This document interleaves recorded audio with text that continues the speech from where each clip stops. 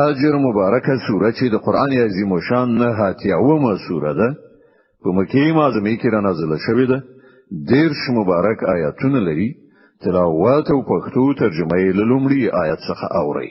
بسم الله الرحمن الرحیم.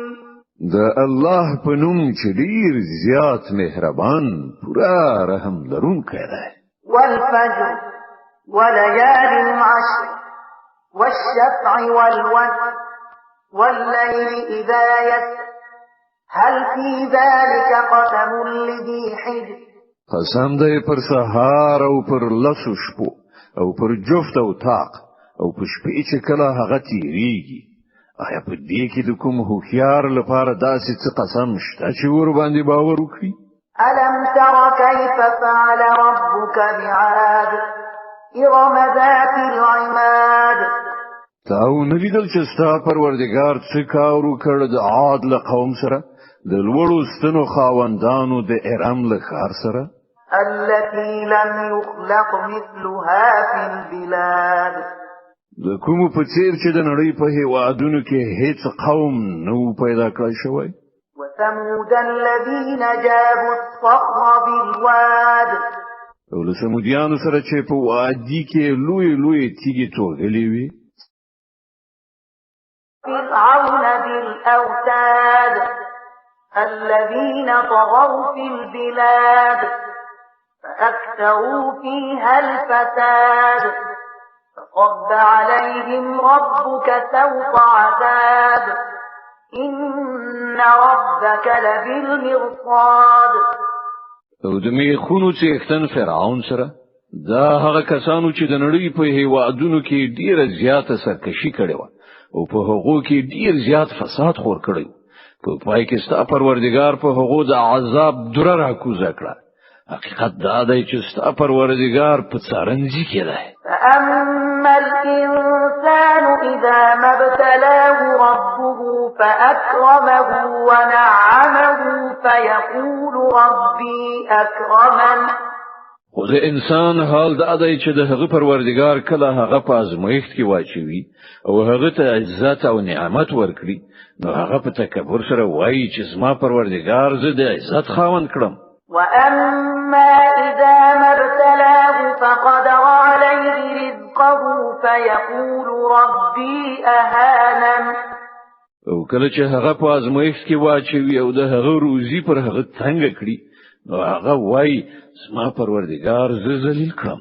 كلا بل لا تكرمون اليتيم ولا تحاضون على طعام المسكين وتأكلون التراث أكلا لما وتحبون المال حبا جما.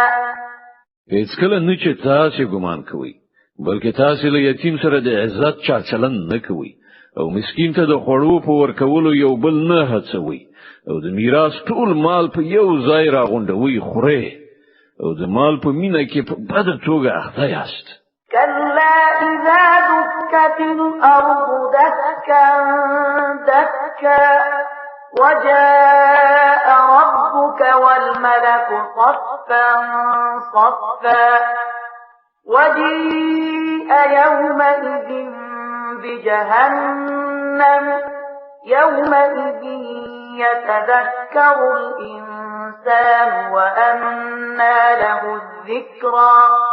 هیڅ کله نه ده چې تاسو فکر کوئ کله چې زمکه په پرلپسې ټکولو څخه وروسته بیا سخته وټکول شي او ستا پروردگار خپل ځان په داسې حال کې وخی چې پرښتې لیکه په لیکه ولاړی وي او دوزخ په هغه ورځ مخامخ راوستل شي. په هغه ورځ به انسان وپوهیږي او په هغه وخت کې د هغه د پوهېدو څه ګټه. يقول يا ليتني قدمت لحياتي. هغه به وایي افسوس ته زما په حال چې کاشکې ما د خپل دغه ژوند لپاره مخکې څه تو خبره کړې وای. فيومئذ لا يعذب عذابه أحد ولا يوثق وثاقه أحد. بیا په هغه ورځ چې الله کوم عذاب ورکوي هغه چې عذاب ورکون کوي به بل څوک نه وي او الله چې څنګه تړل کوي همغه سي تړون کوي به بل څوک نه وي. يا أيتها النفس المطمئنة ارجعي إلى ربك راضية مرضية. لبلا پلو ویل کیږي اے ډاډ نفس انسان زه د خپل پروردگار لوري ته په داسې حال کې چې تل خپل غوړه عاقبت نه خوشاله او د خپل پروردگار په وړاندې غوړې. فادخلي في عبادي وادخلي جنتي. ورننه وزه زما په نیکو بندگانو کې او ننه وزه زما جنت ته.